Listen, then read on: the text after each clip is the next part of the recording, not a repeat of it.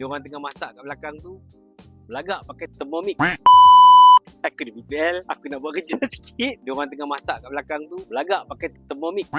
Kan? Aku nak pakai, nak buat aku punya. Tak boleh, kena buat kerja. Cuti tak? Kerja kena buat. Ni virtual. Aku nak pakai power supply untuk aku punya laptop semua. Okay. Sekarang ni kita dah masuk virtual. Aku letak power supply ni dekat sini. Mari sini. Tuan kat tepi pantai ni memang tak ada power supply lah. So, mari sini. Kita tunjuk. Ni power supply lower limit.